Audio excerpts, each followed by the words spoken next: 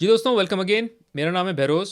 और मेरा नाम है बतूल। आज की वीडियो में हम बात करेंगे कि मैं और बतूल जो हैं वो हमने क्यों दुबई मिडल ईस्ट छोड़ा और हम क्यों प्लान नहीं करते वापस मिडल ईस्ट सेटल होने के after coming to North America. हम पहले आए कनाडा दुबई छोड़कर और उसके बाद हम अभी मूव कर गए हैं यूएस में और पिछले 2 साल से हम यूएस में रह रहे हैं और हमारा फ़िलहाल कोई ऐसा इंटेंशन नहीं है कि हम मिडल ईस्ट वापस मूव करें।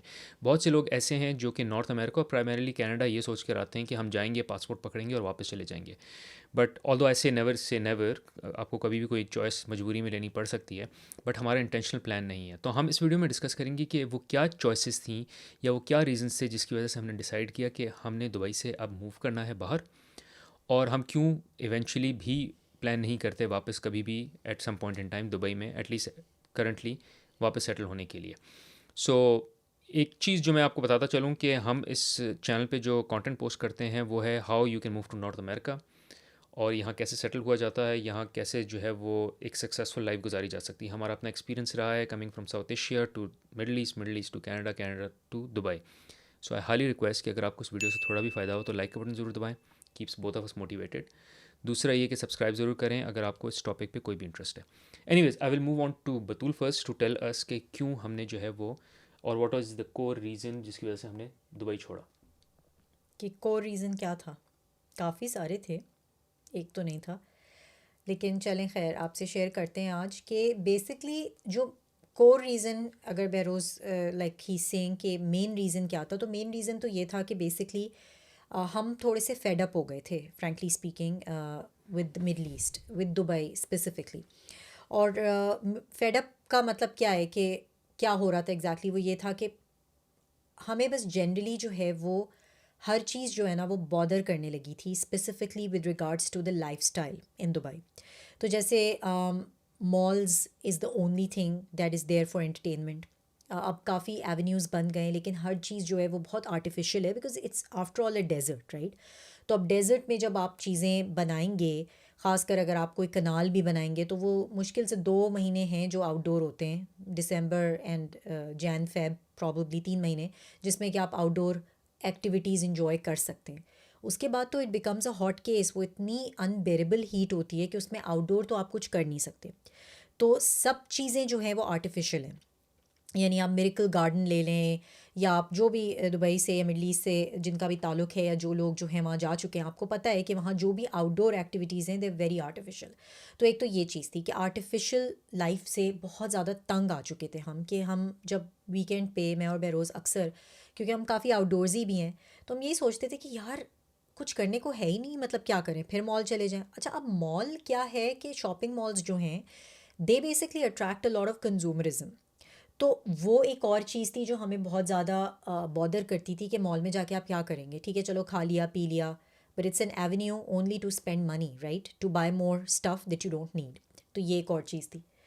और मूविंग ऑन टू बेरोज़, या बेरोज़, सो हाँ। द अदर पॉइंट, और आई think the core point if I would से, जो मेरा और बतूल के दरमियान था वो ये था कि मैं अमूमन लोगों को ये भी कहता हूँ कि अगर मैं और बतूल अकेले होते, I can go live in Dubai and enjoy all the luxuries, because luxury बहुत हाई लेवल की है, राइट। सो बेहतर से बेहतर गाड़ी, बड़े से बड़े घर, बेहतर से बेहतर avenues, malls, everything like ultimate luxury. And I love luxury, मुझे बहुत शौक है अपने आप को स्पॉइल करने का, बतूल को भी बहुत शौक है।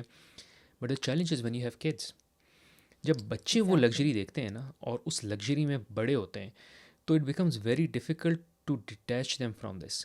और जो वो कहा जाता है ना कि आपका जो माहौल है वही आपको डेवलप करता है, वही जो माहौल की वजह से आपके बच्चे जो हैं वो डेवलप होते हैं, सीखते हैं, वो चीज़ें देखते हैं। तो मुझे एक ऐसी जगह चाहिए थी जो कि सिक्योर भी हो, बिकॉज बैक होम वापस जाना जो है वो इतनी बच्चों के लिए इतना सेफ़ नहीं है, इतना सिक्योर नहीं, स्पेशली जब आप इतनी लग्जरी में एक बारी रह लिए हों, तो उनको वापस ले जाना जो है उनके लिए ज़्यादती है उनके साथ, because they are not prepared for that kind of lifestyle. So I wanted to give them a lifestyle जहाँ वो, उनको जो है वो लग्जरी ना मिले, but it could be a place which is also safe, it's secure as well, and they can call home. और इसलिए हमने डिसाइड किया कि we need to move out of Dubai and come to a place जहाँ ये बच्चों को हम इस लग्जरी से दूर कर सकें। मतलब बड़ी से बड़ी, बेहतर से बेहतर गाड़ी ड्रॉप करने आ रही है, स्कूल, प्राइवेट स्कूल्स में डाला हुआ है, उसके लिए हम लोग ड्राइव कर रहे हैं। बहुत से लोगों ने ड्राइवर्स भी रखे हुए हैं जो कि ड्राइव कर रहे हैं, तो बच्चे यही माहौल देख रहे हैं। अभी मेरी बेटी she walks to school, my son for very the good, most या। Part he bikes to school, और बिल्कुल नेबरहुड में स्कूल है, अच्छे नेबरहुड में हम रहते हैं। बट ऐसा नहीं है कि बहुत ही कोई आउट ऑफ प्रोपोर्शन जो है वो हमारा कोई लाइफस्टाइल है यहाँ। अच्छा, बहुत अच्छा लाइफस्टाइल है, मतलब this is something that I never imagined and dreamed of, जो कि आज अब मेरा लाइफस्टाइल है। I am very happy and thank God to it as well. But अच्छा, एक और चीज़ मैं बेरोज़ ऐड करना चाहूँगी कि यू शुड मेंशन कि जब हम वापस गए हैं एक दो बार जो हमने अपना ट्रिप लगाया है दुबई, तो तुम्हें और तुमने और मैंने अक्सर ये बल्कि बात भी की है कि क्या हम वापस मूव होंगे या नहीं। मतलब एक तो होता है ना कि कुछ लोग मूव हो जाते हैं फिर उनको रिग्रेट भी होता है कि हम क्यों आ गए नॉर्थ अमेरिका या कहीं और क्यों चले गए, खासकर ऑस्ट्रेलिया कनाडा हम क्यों आ गए इमिग्रेट करके। तो frankly speaking, me and Beroz were very very, thank God, very sure of our choice. Because हम जब वापस भी गए वेकेशन के लिए, because by virtue of it being in the middle or closer to Karachi from where we are, वो इत्तेफाक है कि जब हम दुबई वापस गए तो हमें कोई अपील नहीं किया वो दोबारा, या हमें वो वाली फीलिंग बिल्कुल भी नहीं आई कि हम क्यों छोड़ के चले गए, राइट। और it's because of the fact कि हम इतना ज़्यादा श्योर थे अपनी चॉइस पे when bringing ourselves here in North America कि we do not regret it any day. और to Beroz point, it's also core point जो आपको मैं बताई थी लाइफस्टाइल था, मगर उसमें लाइफस्टाइल का सबसे बड़ा हिस्सा है पेरेंटिंग। कि उस वक्त हमारे बच्चे छोटे थे, उस वक्त हमें तो इस चैलेंज का आइडिया ही नहीं था, लेकिन हम देख रहे थे कि हमें क्या चैलेंज हो सकता है अगर हम अपने बच्चों को यहाँ पर रेज़ करेंगे। अच्छा, एक और चीज़ जो लोग मुझसे बहुत आर्ग्यू करते हैं वो ये करते हैं कि यार तुम बच्चों की बात कर रहे हो तो बच्चों की अच्छी एजुकेशन तो पाकिस्तान, बहुत इंडिया, ज़्यादा। मिडल ईस्ट में होती है, ये नॉर्थ अमेरिका में क्या एजुकेशन है। इसमें मैं और बतूल एक वीडियो बना चुके हैं जिसमें हमने एक्सप्लेन किया है कि क्या डिफरेंस है नॉर्थ अमेरिकन और एशियन एजुकेशन में। बट बहुत अगर समरी में मैं बता दूं, यहाँ इट्स नॉट जस्ट अबाउट पढ़ाई। पढ़ाई के साथ साथ और बहुत चीज़ों पे फोकस है यहाँ। सो मच सो कि यहाँ लोग ऐसे कहते हैं कि मैं बच्चे को जो है वो टेनिस में डाला हुआ है। ये नहीं कहेंगे कि किसी ट्यूशन में डाला हुआ है, टेनिस में डाला हुआ है। क्यों? क्योंकि टेनिस की वजह से कॉलेज में एडमिशन मिल जाएगा। मतलब स्पोर्ट्स की वजह से कॉलेज में, ये कहीं सुनने को नहीं मिलता मुझे मिडल ईस्ट में, एशिया में, कि स्पोर्ट्स की वजह से आपको कोई स्कॉलरशिप हो सकता है, आप कोई डेवलप हो गया हो इस तरह की चीज़ भी। बट यहाँ जो है वो एक्स्ट्रा करिकुलर पे फोकस है। मैं एक रिसर्च भी पढ़ा था, उसमें यही बात हुई है और दूसरी वीडियो में भी हमने बात की है, विच इज़ के जो फ़र्क है नॉर्थ अमेरिकन और एशियन बच्चों में, एशियन बच्चे जो हैं वो पढ़ाई में ज़्यादा बेहतर होते हैं, नो डाउट। बट जो कॉन्फिडेंस लेवल है वो नॉर्थ अमेरिकन बच्चों का ज़्यादा होता है। इसीलिए आप देखेंगे एंटरप्रेन्योरशिप में, रिस्क टेकिंग में, ये सब चीज़ों में जो है वो आपको नॉर्थ अमेरिकन आगे आगे नज़र आएंगे। जबकि एक टिपिकल एक अच्छी नौकरी करने में आपको एशियन नज़र आएंगे। मतलब अच्छे इंडियंस, पाकिस्तानीज़ एंड एशियंस या चाइनीज़ भी ले लें, ये लगेंगे कि बहुत अच्छी नौकरी कर लेंगे, they do very good in the 9 to 5 setup. But जो डिसरप्टिव ग्रोथ है वो आपको नॉर्थ अमेरिकन लोगों में नज़र आएगी या बच्चों में नज़र आएगी। So that is another thing. मैं इसको बिल्कुल रिफ्यूट करता हूँ कि हाँ, I would say education are different. I would say कि एक बुरी है एक अच्छी है, बट मुझे ज़्यादा यहाँ फर्क नज़र आते हैं। और एक और जो अच्छी चीज़ है वो ये कि नॉर्थ अमेरिकन एजुकेशन, जो हमने बतौर पहले भी बात की है, एवरेज बच्चे के लिए बहुत अच्छा है। अगर तो आपका बच्चा कोई बहुत सुपरस्टार है तो वो तो फिर किसी भी एजुकेशन सिस्टम में आपको डाल दें सुपरस्टार होगा। बट अगर आपका बच्चा एवरेज है, and I am okay with average bye the वे, अगर आपका बच्चा एवरेज है तो वो नॉर्थ अमेरिकन एजुकेशन में और सोसाइटी में बहुत सक्सेसफुल होगा। बिकॉज ये सोसाइटी बनी ही ऐसे लोगों के लिए है जो एवरेज को बिलो एवरेज नहीं होने देती, मतलब एवरेज भी सक्सीड कर सकेगा। ऑन द अदर हैंड जो हमारे कंट्रीज़ हैं वहाँ अगर आप एवरेज हो, यूर डेड। एवरेज की कोई सर्वाइवल नहीं है यहाँ, एवरेज इंडिविजुअल आराम से सर्वाइव कर सकता है। सो बच्चों की एजुकेशन भी एक तरह से, और उसके ऊपर एक और जो पॉइंट है बतूल वो ये भी है कि for college, right, may be you can talk about that piece as well, which is eventually the plan was to leave because you can't stay there forever for college sake. हाँ, तो basically middle east का जो सबसे बड़ा issue है वो, अगर again like I am saying कि बहुत से लोगों की प्रेफरेंस होती है कि वो अपने बच्चों को मिडल ईस्ट से भी इवेंचुअली जो है वो नॉर्थ अमेरिका या अगेन यूरोप, ऑस्ट्रेलिया, कहीं और आउटसाइड ऑफ मिडल ईस्ट जो है वो पढ़ने के लिए भेजें, यानी हायर एजुकेशन के लिए। और उसका रीज़न ये है कि अपनी इनकी कोई यूनिवर्सिटीज़ एज सच हैं नहीं जो हाई रैंकिंग, यानी इंटरनेशनल जो आपकी यूनिवर्सिटीज़ की रैंकिंग है उसमें अरब यूनिवर्सिटीज़ तो कोई एज सच रैंक नहीं करती ना। तो आप देखेंगे कि जो मिडिल ईस्ट में भी, यानी कतर में, बहरीन में, दुबई में जो यूनिवर्सिटीज़ हैं वो यहाँ की ही ब्रांचेज़ हैं, जो कि again are not at times the best mode of choice, because यहाँ की जो टॉप यूनिवर्सिटी है उसकी कोई ब्रांच मिडल ईस्ट में है नहीं एज सच। यहाँ की जो मिडिल टीयर या लोअर टीयर यूनिवर्सिटीज़ हैं उनकी ब्रांचेस हैं वहाँ पर, और वो भी by the way you spending so much money there for what, to eventually make the kid educate there and then do what, eventually बच्चा जो है वो कहता है I really want to go and explore you know North America या any other place, तो एक तो वो बहुत एक्सपेंसिव एजुकेशन है, अफोर्डेबल नहीं है अगर आप दिरम्स में कमा रहे हैं, अगेन एक्सपेंसिव है। तो इवेंचुअली तो आपने अपने बच्चे को बाहर ही भेजना है पढ़ने, outside of the Middle east, तो व्हाट्स द पॉइंट। हमारे लिए जो सबसे बड़ा चैलेंज था, जो मैंने बेरोज़ को उस वक्त बोला था when we were in the Middle East, क्योंकि बेरोज़ वाज अगेन, हम सिंगल इनकम थे लेकिन Beroz was doing really well, और हमारा अक्सर ये होता था कि इवेंचुअली बच्चे बाहर पढ़ लेंगे, like Beroz would be able to afford that education, लेकिन मुझे अपने बच्चों से दूर नहीं रहना था, because this was the biggest concern that I had even growing up, कि I do not want to move away too far away from my family. और उसमें फिर बहुत ज़्यादा डिफरेंस आ जाता है, बच्चों का आपको पता नहीं होता बच्चे क्या कर रहे हैं, एंड नॉट टू से और to be like helicopter parenting, but I just want to be with them in there जो उनके इंपॉर्टेंट मोमेंट्स हैं या माइलस्टोन्स हैं in life, I really want to enjoy them. और मुझे बहुत अच्छा लगता है जब मैं अपने बच्चों के स्कूल जाती हूँ या मैं उनके साथ जो है उनके जो छोटी छोटी उनकी चीज़ें हैं वो सेलिब्रेट करती हूँ। तो eventually when they go in college, the idea is for me to be around them, कि I should be able to explore and celebrate and do stuff with them, versus के I'm sitting so far away and was giving them the money to educate them and eventually they settle there and what will become of me। Again वही जो हम अपनी videos में बात करते हैं कि देसी मैंटेलिटी यही होती है कि आप अपने बच्चे पे इवेंचुअली फिर डिपेंडेंट हो जाते हैं, कि अच्छा बस अब पैसे लगा दिए, अब ये बच्चा अच्छी नौकरी पकड़ेगा, अच्छी जॉब लेगा और इवेंचुअली फिर ये हमें भी अपने पास बुला लेगा। So this was something which was not the equation that we were thinking at the time। और bureaus please elaborate on the fact कि अच्छा, एक और दूसरी जो चीज़ वो मेडिकल एंड ऑल थी। हाँ, हाँ। बट बिफोर गोइंग देयर एक चीज़ और मैं अगर बिल्ड करूँ बतुल, क्योंकि तुम्हारी बात से मुझे ख्याल आया, विच इज़ के आई नेवर सॉ मिडल ईस्ट और दुबई एज लॉन्ग टर्म। बहुत से लोग ऐसे हैं जो अभी कहते हैं कि यार अब तो गोल्डन वीज़ा आ गया है, 10 साल का वीज़ा मिल जाता है। अच्छा ठीक है, 10 साल बाद क्या करेंगे? हाँ, अब वीज़े को रिन्यू कर लेंगे। अच्छा उसके बाद जब आपकी जॉब वगैरह ख़त्म हो जाएगी, तब इतने महंगे मुल्क में आप कैसे रहेंगे अपनी रिटायरमेंट सेविंग्स में? क्योंकि यहाँ तो सोशल सिक्योरिटी मिल जाती है, यहाँ आपको फॉर इंस्टेंस मेडिकल मिल जाता है, वन वे और द अदर आपका कोई ना कोई एक प्लान यहाँ एग्जिस्ट करता है जो कि आपको और फिर जिस तरह बतूल ने कहा कि आपके बच्चे भी यहीं हैं, अब आपके बच्चे यहाँ पढ़ रहे हैं, यहीं नौकरियाँ कर रहे हैं, आप एक ऐसे मुल्क में बैठे हैं जो कि अफोर्डेबल है नहीं, बट आप वो गोल्डन वीज़ा स्ट्रेच पे स्ट्रेच किए जा रहे हैं। So I never saw it as home. मेरे लिए हमेशा वो ट्रांजिटरी था। हाँ, अनलेस आप इस तरह के प्लान में रखते हैं कि यार ठीक है ट्रांजिटरी है, लेकिन जब बूढ़े होंगे तो हम वापस अपने मुल्क चले जाएंगे, फ़ाइन। बट मुझे वापस अपने मुल्क जो है वो भी सेटल नहीं होना चाहता था मैं, because then we would be further away from our kids. बच्चे नॉर्थ अमेरिका में पढ़ रहे हैं या कहीं यूरोप में पढ़ रहे हैं और हम और दूर चले गए। So the idea was not कि हम बच्चों के साथ रहें या बच्चे हमारे साथ रहें, बट हम बच्चों के करीब रहें, आस पास रहें, like we can fly to them, we can drive to them, meet them. और इसीलिए बतूल का एक और आर्ग्यूमेंट ये होता है, हम चूँकि ईस्ट कोस्ट पे हैं, मैं उन बतूल को कहता हूँ कि वेस्ट कोस्ट पे चले जाना चाहिए, ऑल्दो वहाँ भी कुछ अच्छी यूनिवर्सिटीज़ हैं, बट ये ज़्यादा एजुकेशन का हब है नॉर्थ अमेरिका में। और बतूल का पॉइंट यही होता है कि बच्चे यहीं कहीं पढ़ेंगे तो we should continue to stay here. Anyways I don't want to digress, but I just wanted to make that point which is के गोल्डन वीज़ा है, बट वो भी एक लिमिटेड पीरियड के लिए, और वो भी पता नहीं पॉलिसी कब तक है नहीं है। इवेंचुअली मैंने लोगों को यहीं आते देखा है, लाइक वो लोग जब when I was in early 30s, that's when we decided to move to Canada.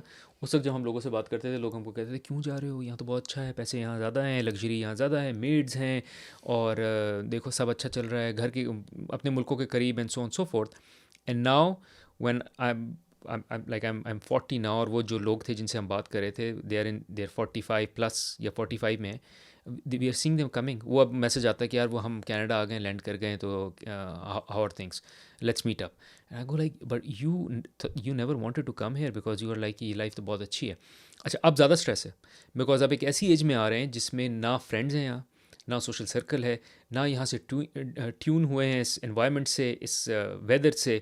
वही ये सब हम कर चुके हैं। हम when we came here we were 33, ये सारा स्ट्रेस हम ले चुके हैं। पहला साल विंटर भी बहुत बुरा था, दोस्त भी नहीं थे, सब it took us time, but now we are in a place we call it home. हम यहाँ इन्जॉय करते हैं, हमारे दोस्त हैं, बच्चे सेटल्ड हैं, everything, we have a life here. अब सोचें एक बंदा जो 45 में आ रहा है वो फिर से रिक्रिएट कर रहा है लाइफ इन 45। बच्चे डिस्टर्ब हो रहे हैं बिकॉज बच्चे वहाँ दोस्त बना चुके हैं। हमारे बच्चे, हम आज यही बात कर रहे थे कि they came here at a very young age, तो उनको ये कभी फीलिंग नहीं आई कि हमको खाड़ा है और यहाँ है। और हम ऐसी फैमिली को भी जानते हैं जहाँ बच्चे थोड़े से बड़े हैं और वो बाद में आए हैं, and they are having difficult time just because बच्चे सेटल आराम से नहीं हो पा रहे। और इसलिए नहीं क्योंकि यहाँ सेटल नहीं हो सकते, वहाँ दोस्त हैं, setup and all. Exactly. Or I think the most important thing to note is that the timing is very important. तो there's no harm living in the Middle East, but it's also कि अगर आपका plan है, वो लोग जो middle east में देख रहे हैं कहीं भी जहाँ भी आप हैं, और अगर आप इनडिसाइसिव हैं, तो make the move as early as possible versus के डिसाइडिंग टू डू इट कि यार जब सब करियर प्लाटो कर जाएगा और जब मेरी और ग्रोथ नहीं हो रही होगी मिडल ईस्ट में तब मैं चला जाऊंगा। उस वक्त आप सोचें कि North America is far more challenging by the way. So जो आपका मिडल ईस्टर्न बिजनेस की इकॉनमी और जो आप कह सकते हैं, again there is no comparison between that economy and that खिता ऑफ द वर्ल्ड, मतलब that part of the world with North America as a continent, and even Australia for that matter, New Zealand, ये far bigger economies हैं versus the Middle East, right? और उसमें भी अगर आप खासकर दुबई या कतर या बहरीन की इंडिविजुअल इकोनॉमीज़ को देख रहे हैं, तो आप इमेजिन नहीं कर सकते कि it is very competitive here, it is very challenging. इसमें कोई शक नहीं है कि यहाँ आके बहुत स्ट्रगल होती है और ज़्यादा स्ट्रगल है, लेकिन the sooner you come the better it is. और जितना आप यंग एज में आते हैं उतना कहीं भी आप यंग एज में जाते हैं तो आप अडेप्टेबल होते हैं, आप जो है उस चैलेंज को ज़्यादा जल्दी एम्ब्रेस कर लेते हैं, आप वहाँ के तौर तरीक़ों से वाकिफ़ हो जाते हैं, अपने आप को, आप उस लाइफस्टाइल को एम्ब्रेस कर लेते हैं।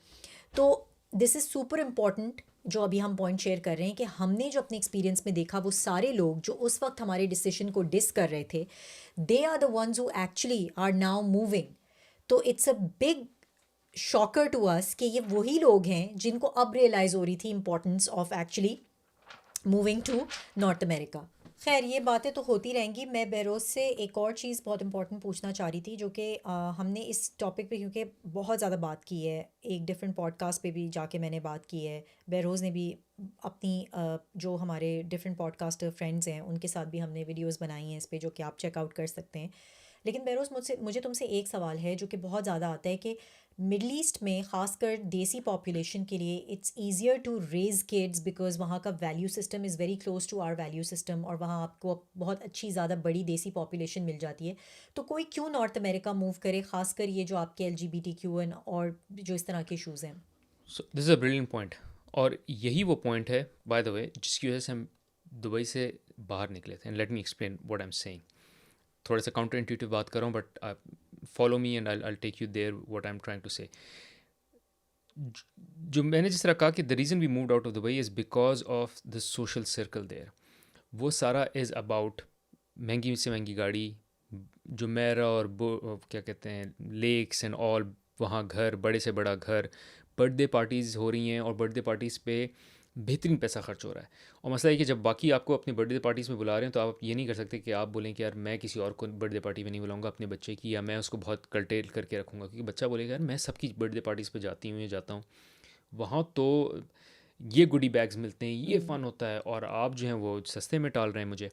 सो because of all that influence जो है, हमने प्लान किया था कि यार we can not raise our kids here. अच्छा, उसमें लोग ये आर्ग्यू करते हैं कि यार आप जो हैं इन्फ्लुएंस ना हो, आप अपना सर्कल बना लें।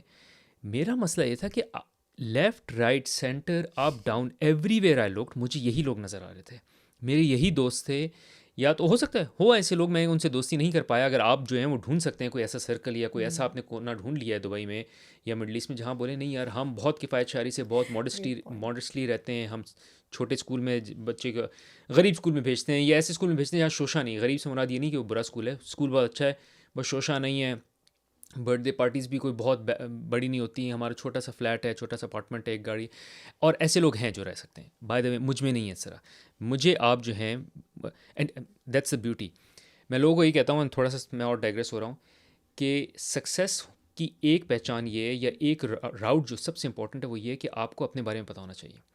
कि यार वो कहते हैं ना कि अपने आप को पहले पढ़ो, अपने वो क्या क्या पढ़ इल्म फाजिल हुए, अपने आप को पढ़े ही नहीं।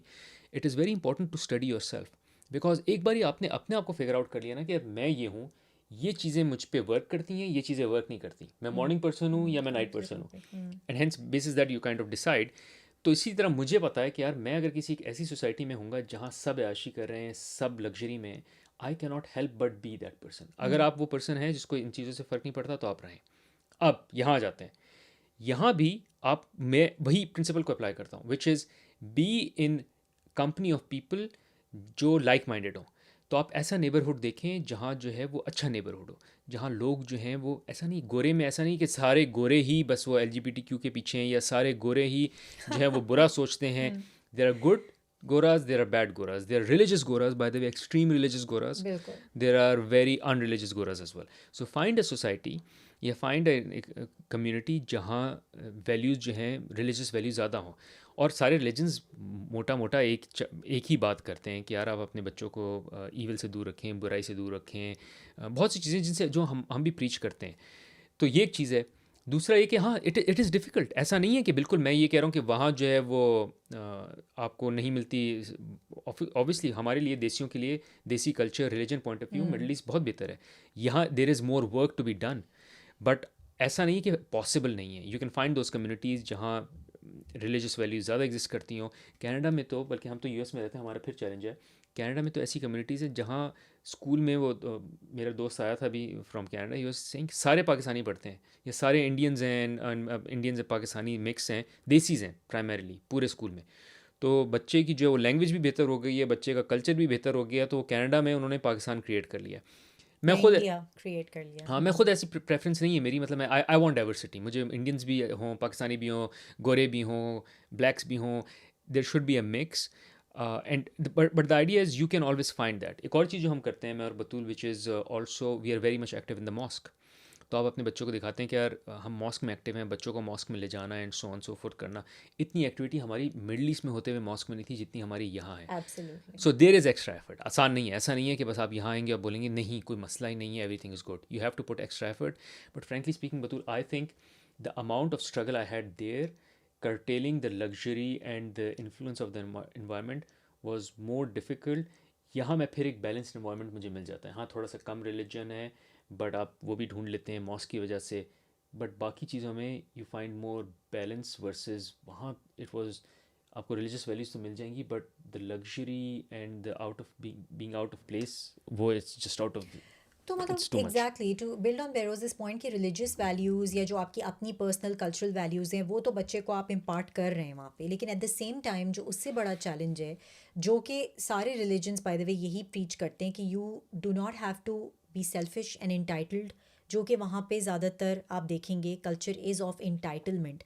बच्चों को जो है वो कॉन्सेप्ट ही नहीं है मेहनत का। और क्यों नहीं है, मैं आपको इसकी छोटी सी एग्जांपल देती हूँ। अभी आप यहाँ स्टारबक्स में जाएं या आप यहाँ टिम हॉर्टन्स में जाएं, आपको बहुत से हाई स्कूलर्स नज़र आएंगे। आप यहाँ पे वॉलमार्ट में चले जाएं, आपको हाई स्कूल के, कॉलेज के बच्चे नज़र आएंगे जो कि काम कर रहे हैं, हेल्प कर रहे हैं, जो है कैशियर हैं वो, क्योंकि this is how they make money part time, this is how they basically learn money management. Dubai में इसका कॉन्सेप्ट नहीं है। अब आ गया हो तो ये मुझे नहीं पता, लेकिन अगेन शायद ही कोई जगहें होंगी जो कि एम्प्लॉय करती होंगी स्टूडेंट्स को। मेजॉरिटी उनके पास जो है वो हॉस्पिटैलिटी इंडस्ट्री जो है वो इंपोर्ट करते हैं, वो फ़िलिपींस से, या ये जो आपकी एशियन कंट्रीज़ हैं, ईस्ट एशिया, वहाँ से वो इंपोर्ट हो रहे हैं सारे लोग। इंपोर्ट मीनिंग वहीं से सारे वो लोग आ रहे हैं हॉस्पिटैलिटी इंडस्ट्री के। तो बल्कि कंपैरिजन भी होता है अक्सर कि वहाँ आपको बहुत, क्योंकि these people are very hospitable, जो आपके साउथ ईस्ट एशिया के लोग हैं, और वो आपको हॉस्पिटैलिटी इंडस्ट्री में यानी रेस्टोरेंट्स में, होटल्स में और सारी इस तरह की सर्विसेज में नज़र आते हैं। यहाँ आपको वो नहीं मिलता है। यहाँ आपको जो है वो हर तरह का बंदा नज़र आता है जो कि ये काम कर रहा होता है। बट ये तो प्यारी बात है ना कि आप अपने एग्जैक्टली बच्चे को उस तरह से रेज कर सकते हैं जहां आप उसको बोलें कि यार okay now you are in high school, go earn your own money and see the life yourself and realise. वहाँ आप ये टेस्ट दे ही नहीं सकते। आप अपने बच्चों नहीं, को ये एग्जाम थोड़ी दे सकते हैं कि जाके टिम हॉर्टन्स पे या स्टारबक्स पे खड़े होकर कोई बिकॉज काम करो। कल्चर नहीं है ना, हायर ही नहीं करेगा कोई, because they hiring a certain. मैंने और तुमने, हमने पहली नौकरी अपनी की 23-25 साल में, उससे पहले हमने कभी भी never had a chance to earn नहीं Beroz, anything. But then India Pakistan में फिर कॉन्सेप्ट है कि people who want to make money can still get themselves employed, कि अपने अंकल की दुकान में या इसमें उसमें। मिडल ईस्ट में नहीं है ये, let's face it. Middle East में आपने कहीं नहीं देखा होगा कि कोई स्टूडेंट जो है वो काम कर रहा है, माँ सिवाय कि उसके बाप का अगर खुद का बिजनेस है तो वो उसमें काम कर रहा है, क्योंकि they have a hospitality industry which basically hires people from a certain region to be, because they run on tourism. So they are not going to hire just random people to help them. हाँ, but it's not the culture in any case, ना पाकिस्तान में ना India में, there is no culture. I don't know anyone, मैं अपने social circle में जिसने कभी कोई प्रॉपर नौकरी के अलावा कोई साइड नौकरी की हो इन नहीं नहीं, रेस्टोरेंट आई कोई, एग्री विद यू, आई या एग्री ऑन कोई दैट। बस में, या नहीं कोई नहीं, ऑफ रेस्टोरेंट कोर्स में, या I agree so with you. It's all the I am same saying is कि Dubai as well. Middle East जो है वो फैसिलिटेट ही नहीं करता है, because it's all for the rich. तो इट डजंट फैसिलिटेट इट। आपको इंडिया पाकिस्तान में फिर नज़र आ जाएगा कि कोई बच्चा जो है वो he is trying to work his way up, क्योंकि आप देखते हैं मूवीज़ में भी हम देखते हैं कि people they make their way up, वो बचपन से मतलब लड़कपन से या अपने before they reach adulthood they been working. लेकिन मिडल ईस्ट में आपको ये नहीं नज़र आएगा। तो ये एक वाकई में बहुत बड़ा पॉइंट है, क्योंकि money management is so important for children to learn. और जब उनको ये कॉन्स्टेंट इंटाइटलमेंट है रहेगी, तो हम ये देख रहे थे वहाँ पे कि बहुत से बच्चे जो हैं वो, उनकी एक्सपेक्टेशन अपने माँ बाप से है कि वो गाड़ी भी उनको दिलाएं, वो उनको जो है वो उनके सारे एक्सपेंसेस पे करें up until high school, teenage, मतलब इवन कॉलेज लेवल। भाई क्योंकि वो देखते हैं ना, हाउस मेड है, ड्राइवर भी है, बिल्कुल। और ऐसा नहीं, यहाँ भी आपको ये थोड़ी बहुत लग्जरी मिल, मतलब हम भी क्लीनर को बुला लेते हैं for cleaning the house, but वो क्लीनर भी जब आती है, वो उसकी जो है वो हमारे लेवल की गाड़ी है उसके पास। तो हमारा बच्चा भी देख लेता है कि ठीक है यार, ये एक नौकरी है। वहाँ क्लीनर जो है वो एक नौकरी तो है ही है, बट उसकी ट्रीटमेंट वो एक और ही लेवल को बिलोंग करते हैं वो क्लीनर्स या मेड्स। आपका एक लेवल ही और होता है, तो बच्चा वो देख लेता है कि यार क्लास डिफरेंस है बहुत। इसी तरह मुझे याद है, वो हमारा एक दोस्त है, वो भी कह रहा था कि पाकिस्तान में they would come out and see the जो गार्ड है वो गर्मी में सोया हुआ है, लेटा हुआ है, जब हम ऊपर एसी से उतर रहे हैं। ये चीज़ें आपको यहाँ जो है वो, अगेन यहाँ भी हैं ऐसे पॉकेट्स हैं, but for the most part you can always find areas on, and you always find like most of the areas इस तरह के नहीं हैं।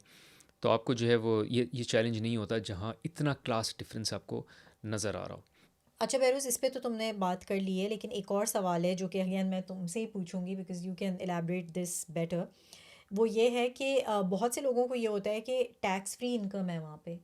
अब जाके वैट लगा है, लेकिन वैल्यू एडेड टैक्स, लेकिन टैक्स फ्री इनकम है, आप ज़्यादा पैसे बनाते हैं। नॉर्थ अमेरिका में, ख़ासकर कनाडा में, तो एक तो इन्फ्लेशन भी ज़्यादा है, दूसरा आपका टैक्स बहुत ज़्यादा है।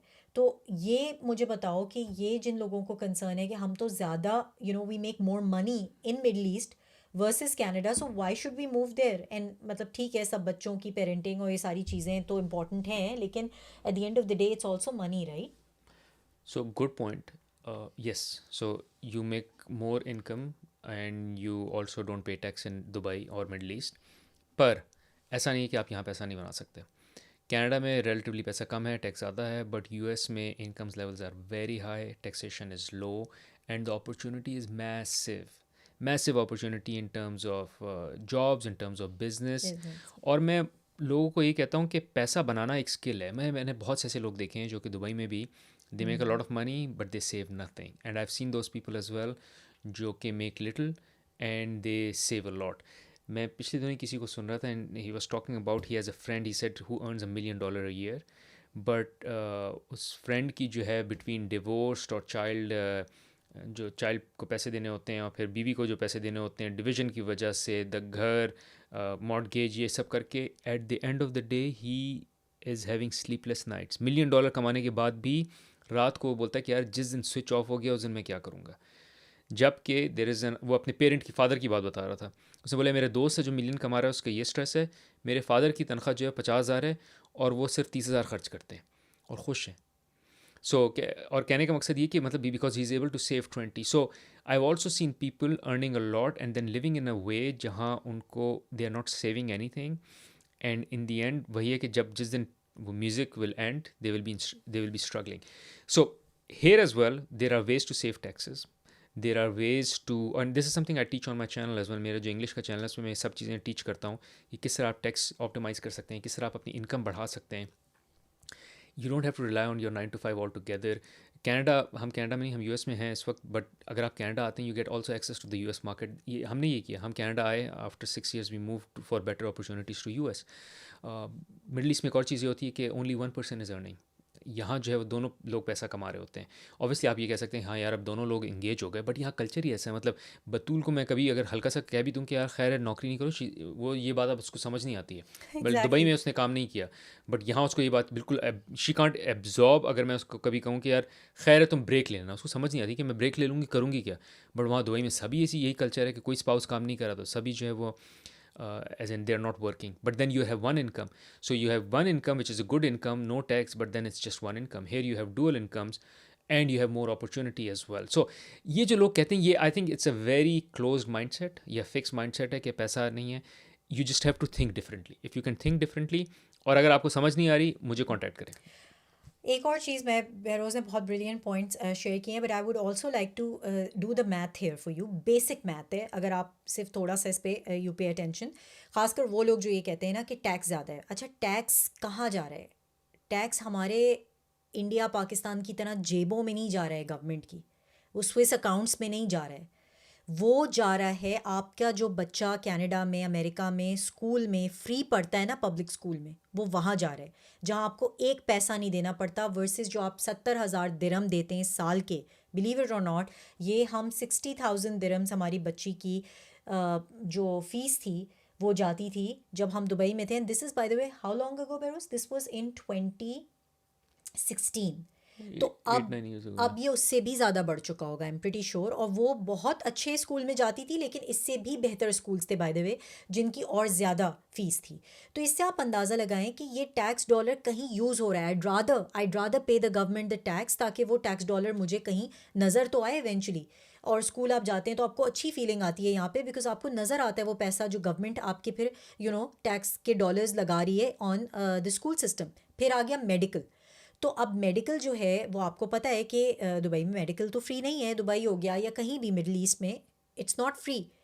तो मेडिकल जो है वो यहाँ पर आपको नज़र आता है, जब not in US bye the वे, और इस पे भी हमने अलग से वीडियो बनाई हुई है कि यूएस के अलग चैलेंजेस है, लेकिन कनाडा की मैं स्पेसिफिकली बात कर रही हूँ फ्रॉम इमिग्रेशन स्टैंड पॉइंट, कि you would see the tax dollar being used in the health care system. अब ये अलग बात है कि हेल्थ केयर सिस्टम के कुछ चैलेंजेस हैं, और compare to a third world country it's still much better, compare to this places we are coming from it's better, लेकिन it is free. So at the end of the day you don't have to pay a Penney for it. तो ये चीज़ें compare to Dubai अगर आप देखें तो उसमें yes you are paying the tax, but then you also see the tax dollar being use somewhere. तो ये बेसिक मैथ है, इसको समझना ज़रूरी है कि ये सिर्फ सोचना कि टैक्स चला जाएगा, जी टैक्स तो जा रहा है, लेकिन आप ये भी तो देखें ना कि जो आप दुबई में बैठ के जो आपकी सैलरी जो भी आती है उसका चंक समझे आप टैक्स में ही जा रहा है, because you are paying the school and then you are paying the medical bills. Anyways guys, thank you for tuning in. और अगर आपके कोई कमेंट्स हो प्लीज़ हमसे शेयर करें in the description, not in the description, in the comment section, and let us know what do you think, do you agree with us, you disagree with us, it would be nice to know from you as well.